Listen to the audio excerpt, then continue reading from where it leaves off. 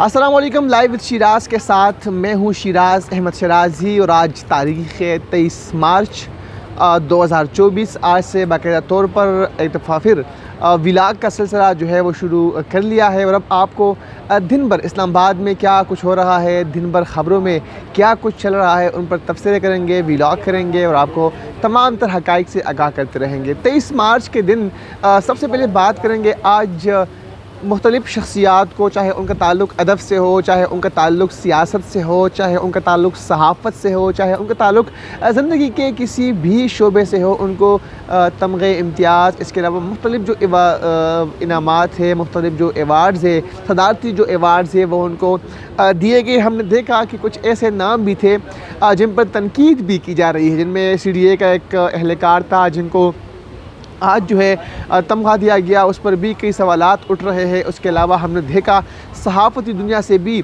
कुछ ऐसे नाम सामने आए हैं जिन पर जो है आज सवालात उठ रहे हैं। हमारे एक सहाफ़ी दोस्त, मैं यहाँ पर वाक़ई ज़रूर कहूँगा कि मैं मौलाना फजल-उर-रहमान साहब की रिहाइश गाह पर मौजूद था। वो सहाफ़ी आए और सहाफ़ी तो खैर मैं नहीं कहूँगा, सहाफ़ी नुमा शख्स, और मुझे कहा कि आपने मुझे ट्विटर पर टाउट कहा है। तो मैंने उस मौसूफ़ को कहा कि जनाब बात ही है कि मैं इस तरह की बातें करता ही नहीं हूँ। अगर मैंने ट्विटर पर आपको टाउट कहा है तो आप मुझे वहीं पर मुझसे जवाब मांगे, यहाँ पर मैं आपको जवाब दे नहीं हूँ। और आज मैं देखा कि उस सहाफ़ी नुमा शख्स को तमग़े इम्तियाज़ दिया गया, तो इस से आप अंदाज़ा लगा सकते हैं कि क्या कुछ हो रहा है, किन किन लोगों को जो है वो तमग़ों से आज नवाजा गया। इस पर तो सवालात सोशल मीडिया पर उठ ही रहे हैं कि कुछ ऐसे नाम थे जो कि वाकई डिज़र्व कर रहे थे कि उनको सराहा जाए, उनको इनामात से नवाजा जाए, लेकिन कुछ नाम ऐसे हैं कि जो डिज़र्व नहीं करते थे और उनको ये जो तमग़े हैं वो दे दिए गए। उसके अलावा बात करेंगे पाकिस्तान तहरीक इंसाफ के हवाले से, और कल हमने कोर कमेटी इजलास में ये देखा था कि बानी चेयरमैन पाकिस्तान तहरीक इंसाफ ने हुक्म दिया था कि 23 मार्च को भरपूर तरीके से सेलिब्रेट किया जाएगा। और आज खैबर पख्तूनख्वा हाउस इस्लामाबाद में पाकिस्तान तहरीक इंसाफ के ज़ेर एहतमाम तकरीब का इनेकाद किया गया था। 23 मार्च यानी पाकिस्तान के हवाले से अली मोहम्मद ख़ान, शहरियार अफरीदी, इसके अलावा चेयरमैन पाकिस्तान तहरीक इंसाफ बैरिस्टर गौहर, रऊफ़ हसन, इसके अलावा सिमाबिया ताहिर और जो दीगर अहम शख्सियात थे, फैसल जावेद, वज़ीर इकबाल, उन्होंने इस तकरीब में शिरकत की। और आज असद कैसर का जो खिताब था वह सुनने लायक था और आज दुआदार खिताब किया। असद कैसर ने शुरू में ये कहा कि अब वो दिन नहीं रहे कि आप किसी को भी फ़ोर्स करेंगे, किसी को मजबूर करेंगे कि वो पार्टियाँ छोड़ दे। आपने हमें दीवार से लगा दिया और हमारे साथ वो कुछ किया कि जो हम बता नहीं सकते, और अब बहुत हो गया। ये जो जुल्म मज़ालिम जो हम पर किए जा रहे हैं, इनका सिलसिला अब ख़त्म करना चाहिए कि ऐसा ना हो कि जुल्म हद से बढ़ जाए और फिर आपको इन लोगों को संभालना आपके लिए मुश्किल हो जाएगा। काफ़ी दुआदार तकरीर असद कैसर ने आज की। और उसके अलावा ये भी कहा कि पंजाब जो है वो एक पुलिस स्टेट बन चुकी है, वहाँ पर किसी से मुराद पाकिस्तान तहरीक इंसाफ का कोई बंदा जो है वहाँ पर जलसा नहीं कर सकता, जुलूस नहीं कर सकता। ज़िमनी इंतखाबात के हवाले से उन्होंने स्टेज से ऐलान किया कि बैरिस्टर गौहर साहब और जो दीगर सीनियर कायदीन है वो अब प्लानिंग करें, हमने पंजाब जाना है, ज़िमनी इंतखाबात के हवाले से पंजाब में हमने जलसे जुलूस करने हैं। इसके लिए पाकिस्तान तहरीक इंसाफ ने बाकायदा तौर पर अब प्लानिंग कर ली है।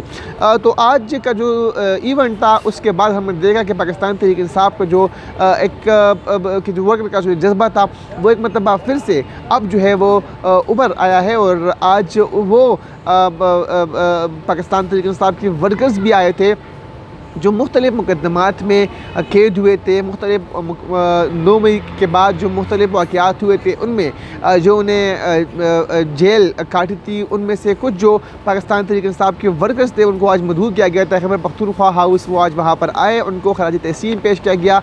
सबसे अहम बात जो आज के इस इवेंट की रही वो ये थी कि फैसल जावेद के बाद अब वलीद इकबाल एक ऐसे कंपेयर पाकिस्तान तहरीक इंसाफ या ऐसे स्टेट सेक्रेटरी पाकिस्तान तहरीक इंसाफ के साथ आ चुके हैं कि अब उन दोनों का काफ़ी टफ कंपटीशन होगा। जिस अंदाज़ में आज उन्होंने होस्टिंग के फ़राइज़ सर अंजाम दिए, जिस अंदाज़ में आज उन्होंने तकरीब को आगे बढ़ाया, तो यकीन कीजिए कि फैसल जावेद की कमी जो है अब वो पाकिस्तान तहरीक इंसाफ को नहीं रहेगी। और बहुत ही नहायत ही खूबसूरत अंदाज़ से आज उन्होंने स्टेट सेक्रेटरी के फ़राइज़ सर अंजाम दिए। वलीद इकबाल जो कि अल्लामा मोहम्मद इकबाल के पोते भी हैं, तो इंतहाई खूबसूरत अंदाज़ में आज उन्होंने बाकायदा जो है वो होस्टिंग के फ़राइज़ सर अंजाम दिए।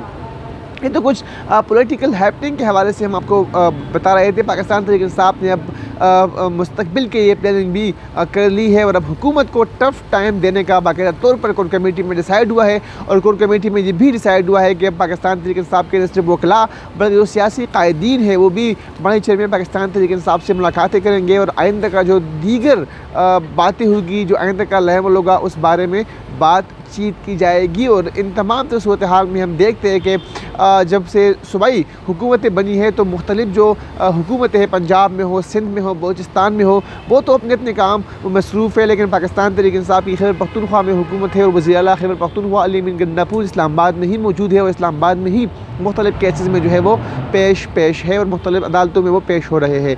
तो इंशाअल्लाह माजी में जिस तरह हमने एक सिलसिला जारी रखा था व्लॉग का, तो मुस्तक़बिल में भी मुख्तलिफ मौज़ूआत पर आपके सामने पेश होंगे। मुख्तलिफ मौज़ूआत को जो है अपनी व्लॉग में मौजू बनाएंगे और उस पर बातचीत करेंगे। अगर आपने हमारा यूट्यूब चैनल और फेसबुक पेज लाइक नहीं किया तो अभी लाइक कीजिए, दोस्तों के साथ भी शेयर कीजिए। और अगर आप कोई राय, कोई सजेशन, कोई कमेंट करना चाहते हैं तो आपके लिए कमेंट्स बॉक्स जो है वो हमेशा के लिए ओपन है। इजाज़त दीजिए, अल्लाह हाफ़िज़।